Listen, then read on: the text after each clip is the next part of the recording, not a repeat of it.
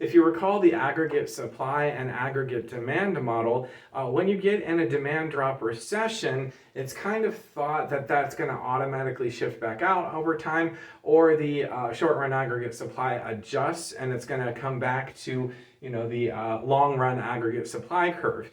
And Keynes's most famous quote is, "In the long run, we are all dead." Because at the time Keynes was coming out with his new theories, people would say, well, the Great Depression is bad, yes, but in the long run, it's going to snap back into place. It'll be okay. And things weren't getting better. And according to Keynes, he's like, why should we wait? Because in the long run, we're all dead, meaning we're not getting any better. Let's try some new policy. And so here is his model of the using long run aggregate supply, how he constructed it.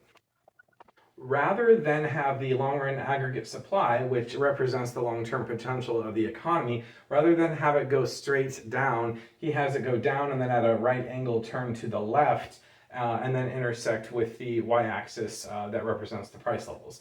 That's his thing. There still is, though, in the concept of Keynesian economics, there's still some idea here, some implied line there that's going to put us at what's called full employment, meaning the natural rate of unemployment when everything is going well and we have no problems in the economy. Now, there is no short-run aggregate supply on Keynes's model, but there is a aggregate demand on his model. So right here we have the aggregate demand model at full employment, and it's not causing any outsized inflation because it's right exactly, or maybe even slightly below where it should be on the line there. Now, during a recession in the Keynesian model, your aggregate demand is going to shift to the left, something like this. It's going to shift from AD to AD1. And the thought is, at that point, the government should intervene with fiscal and monetary policy to push the aggregate demand back out to where it had been at the regular aggregate demand in order to close this gap. So perhaps the government does intervene, it gets a little bit better, it goes out to aggregate demand 2. A Keynesian in this instance would say, we're not quite there yet, let's do it again. And let's say they do a bigger stimulus this time and they end up here at AD3. Well, you're still going to be on the Keynesian model at full employment, but if you overshoot, stimulate beyond where full employment is, you're not going to go beyond full employment. You stop there, but the consequence you receive then is you have an inflationary consequence from overshooting it. So inflation under his original model was actually a sign that you have reached where you are supposed to be in terms of the stimulus. In the 40s, then, Keynes passed away, and other economists, Phillips, this guy named Phillips is the one who gets credit for it, but came up with something called the Phillips curve that shows a historical relationship between unemployment and inflation, which became a big theory, and it influenced how the Keynesian model looked. Let's draw the Phillips curve now. The Phillips curve noticed a historical relationship between the inflation rate and the unemployment rate. And the relationship kind of looks like a crescent moon. It shows that if your unemployment is low, you're typically going to suffer from high inflation. But if your inflation is low, you're typically going to suffer from high unemployment. I did extend the Phillips curve down into the negative territory because it shows that you can have negative inflation called deflation. So this is what they came up with. It was a historical relationship observed over many periods of time in certain countries. And as a side note, later on, we have new science that refutes this, but only when government intervenes to try to exploit this relationship for policy purposes. For example, in the 1970s, they were trying to keep unemployment low, and they wanted so unemployment being low would be here. So they juiced inflation in order to pull unemployment down, and it worked at first in maybe the late 60s, but by the mid 70s for sure, it wasn't working anymore. And what you got was a Phillips curve that kind of went bonkers, kind of disappeared. And then by the late 70s, it settled into something like this. It kind of reappeared. If you look at the year series, it was all tracking up there. And what that is that's called stagflation. which is a period of time where you have both high inflation and high unemployment at the same time. So that's a very negative thing because you have the pain here and you have the pain there. It's making everything terrible. And so in the late 70s, early 80s, the United States Central Bank, led by Paul Volcker, had to fight this and pull this back down into something more normal looking, which was achieved by the mid to late 80s.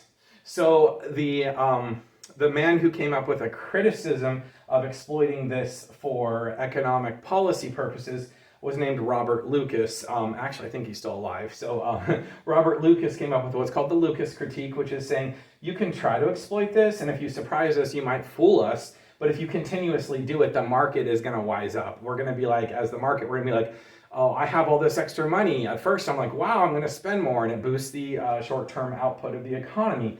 But then over time, it happens again and again, and we notice as our incomes are going up that also everything's getting more expensive. So it doesn't make as much sense in the long run because people wise up to it. They see an increase in nominal income, and they're like, it's just fake inflation. And so it actually pushes down real growth at that point. And he was like, don't be foolish. Like, people are rational. They have rational expectations. They're not going to do that, which is why we're in this hot mess, speaking of this stagflation.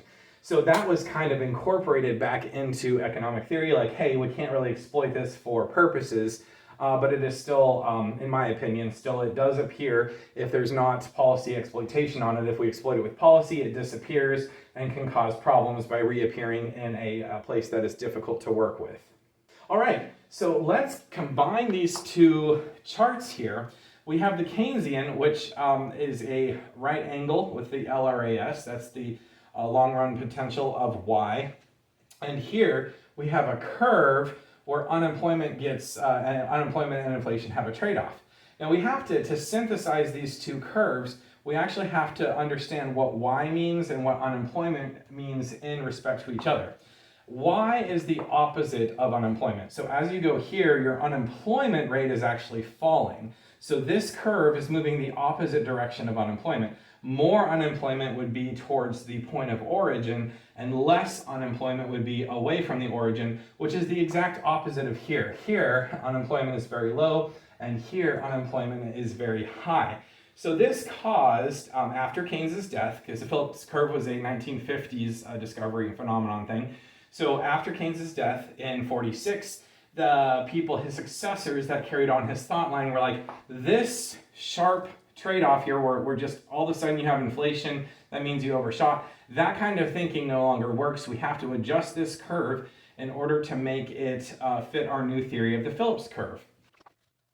So instead, there's a curve, and it's going to show a trade-off before you actually fix the problem. So let me go ahead and put the implied full employment line in there, and the LRAS curve then on the Keynesian model. We'll call this, this is not from any textbook, this is just your instructor adding it here for you. Keynesian's improved model incorporated this curve here into his model, saying, yes, if you are in some kind of a demand drop recession like this, as you improve, let's say government does stimulate through expansion of monetary and fiscal policy, you have go from AD to AD1, you are still in an output gap. You're in a negative output gap there because you're not at full employment yet, and yet you've already suffered just a little bit of inflation as a consequence of getting it out to normal. And so this incorporates that, and again, it bends this way because unemployment is this direction, employment is this direction. It's the opposite of the Phillips curve.